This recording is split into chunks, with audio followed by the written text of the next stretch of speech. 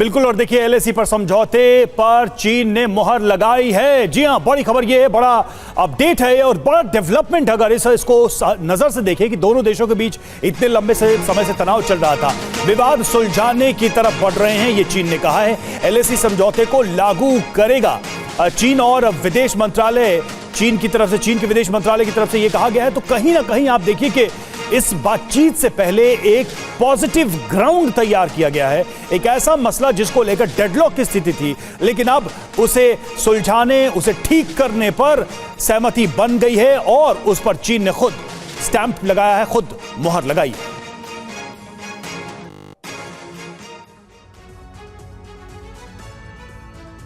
और देखिए एलएसी पर हुए समझौते पर चीन के विदेश मंत्रालय का क्या कहना है, ये हम आपको डिटेल में बताना चाहेंगे, दिखाना चाहेंगे। ये देखिए, चीन भारत विवादित मुद्दे का समाधान चाहते हैं, ये चीन के विदेश मंत्रालय की तरफ से कहा गया। पहले भारतीय विदेश मंत्रालय ने प्रतिक्रिया दी और उसके बाद चीन के विदेश मंत्रालय ने। विवादित मुद्दे सुलझाने की तरफ दोनों देश बढ़ रहे हैं, ये चीन ने भी माना है।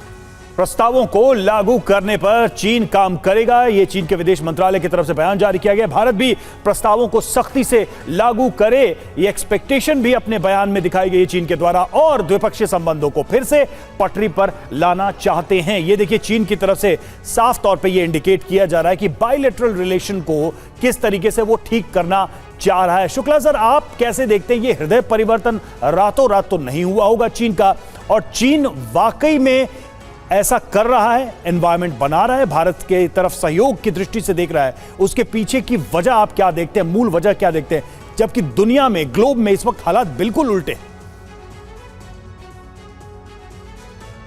शुक्ला सर, आपसे सवाल।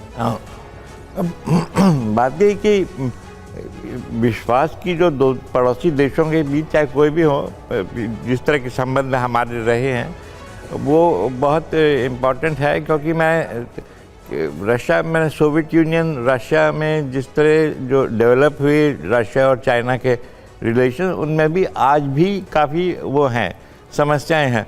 तो हमें भारत को भी वो उस एक्सपीरियंस का फ़ायदा उठाना चाहिए।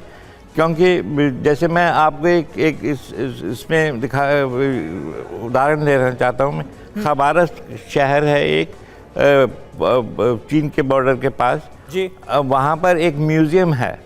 वहाँ म्यूज़ियम में लोकल, और वहाँ पर ये दिखाया कि फलानी वहाँ पे इस तरह की जातियाँ रहती थी।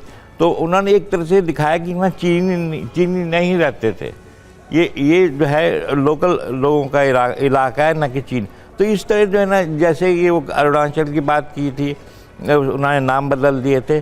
तो वहाँ आज भी ऐसे ही है कि चीन ने जो रूस के जो इलाके हैं उनके नाम बदले हुए हैं, पर उसको एक तरह से इग्नोर किया जा रहा है। क्योंकि जैसे कि मेरे सहयोगियों ने कहा कि हमारे जो है ट्रेड का भी इम्पोर्टेंस है, हम लोगों के लिए इकोलॉजी का भी है।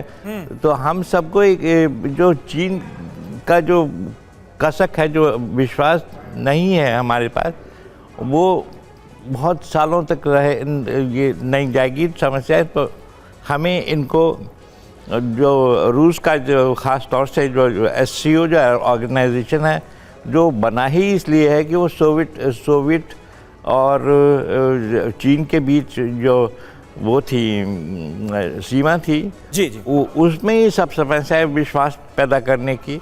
तो कहीं ज़्यादा है, कहीं अच्छा है। बिल्कुल बिल्कुल बिल्कुल सर, आपने सही कहा। लेकिन प्रोफेसर संजय भारद्वाज, पश्चिमी देशों को कितनी चुनौती दे पाएगा ब्रिक्स के मंच से? क्या चैलेंज दिया जाएगा, नहीं दिया जाएगा? ये सारी बातें तो हो रही हैं, लेकिन ब्रिक्स क्या एक तरह का वर्ल्ड ऑर्डर भी चेंज करने की कोशिश करता हुआ आज की तारीख में आपको नजर आता है? बहुत संक्षेप में देखिए, अगर 2015 जो 15वां समिट इसको देखेंगे, जो पिछला जो समिट हुआ साउथ अफ्रीका में, उसमें तो ब्रिक्स में बहुत ज़्यादा डिस्प्यूट्स और डिफरेंसेस देखने को मिला। शी जिनपिंग डिनर पे नहीं गए, बिजनेस डिनर था, उसमें पार्टिसिपेट नहीं किया। पुतिन के पार्टिसिपेशन पे सवाल था।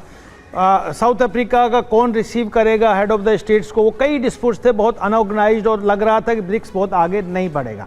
लेकिन जिस तरीके से ये ब्रिक्स समिट हो रहा है और एक अंडरस्टैंडिंग डेवलप हो रही है, खासकर जो 3 मेजर प्लेयर है, जो रशिया है, चाइना है और इंडिया है, अगर इनमें एक सहमति वाकई बन जाती है और एक तरीके से जो चाइना का जो एक्सपेंशनिस्ट और रिविजनिस्ट एक थ्रेटनिंग जो एक रवैया में अगर सुधार करता है, तो उम्मीद की जा सकती है कि वेस्ट का जो प्रभाव है एशिया में और बाकी क्षेत्रों में उसको मिनिमाइज और बैलेंस करने का एक प्रयास हो सकता है। इसमें पुतिन की भी जरूरत है आज के दिन, चीन की भी जरूरत है, और भारत निश्चित रूप से चाहता है कि शांतिपूर्ण रहे और हम भी जो इकोनॉमिक जो डेवलपमेंटल ड्राइव की तरफ बढ़ रहे हैं, 5 ट्रिलियन इकोनॉमी हमको बनना है, हम शांतिपूर्ण हम विकास चाहते हैं, तो निश्चित रूप से भारत भी एक अपॉर्चुनिटी देख रहा है रशिया और चीन के साथ जुड़ के अपना व्यापार को आगे बढ़ाए।